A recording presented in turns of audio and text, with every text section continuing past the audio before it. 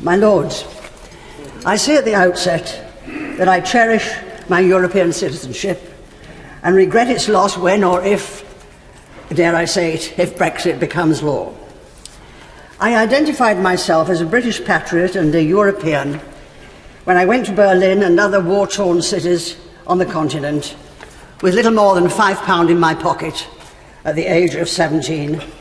I stayed with Social Democrat families who welcomed me into their homes, and Europe is part of my DNA.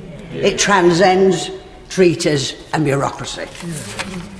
For a time, I sat in the European Parliament, but preferred Westminster.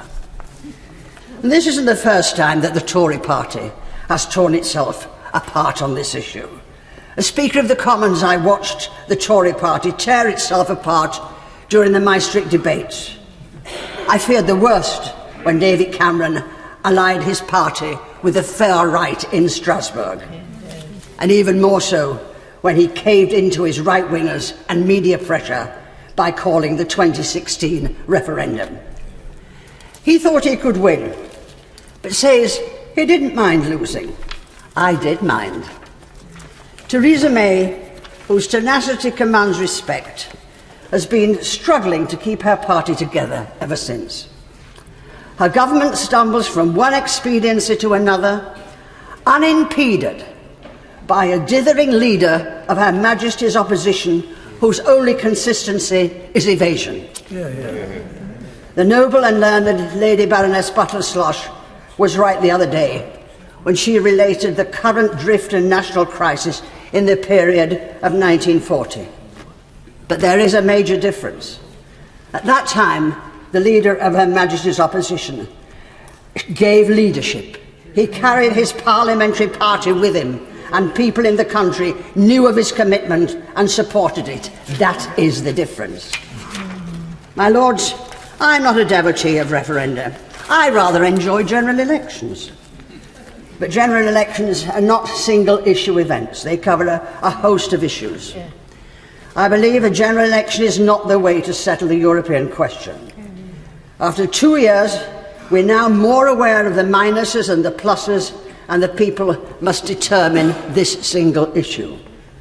And I urge backbenchers in the Commons to reject the pretences of ministers who say, and I quote Dr. Fox, International Trade Secretary, that a second referendum would put us in unprecedented territory with unknown consequences. My Lords, we have been wandering in the wilderness since Mrs. May lost her majority in the election. I wonder how high Dr. Fox was flying when he dreamed that one up. In my book, you know, if a democracy can't be allowed to change its mind, it ceases to be a democracy. And I asked the noble Lord, the government minister, when he winds up, what is the government afraid of in refusing a people's vote? And in answering to that question, would he please explain to young people who have reached adulthood why they don't have the right to be heard on an issue our generation has manifestly bodged?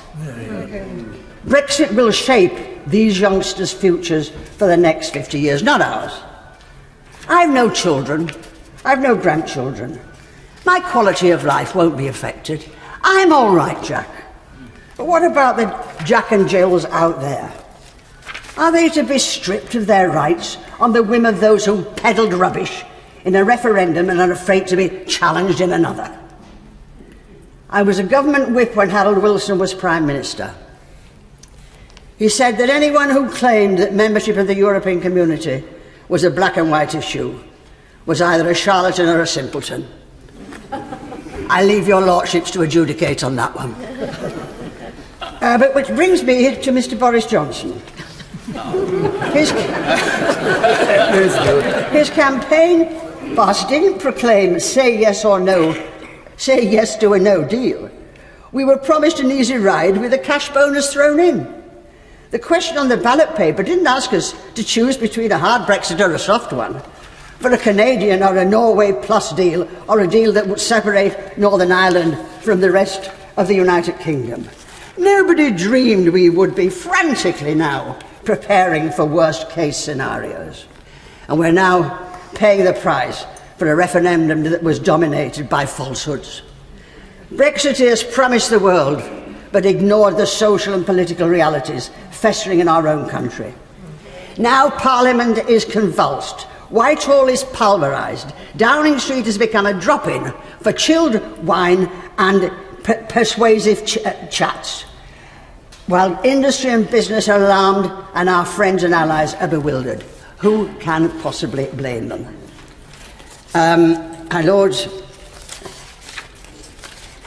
in yesterday's Sunday Express, Mrs May said, "Some of you put your trust in the political process for the first time in decades.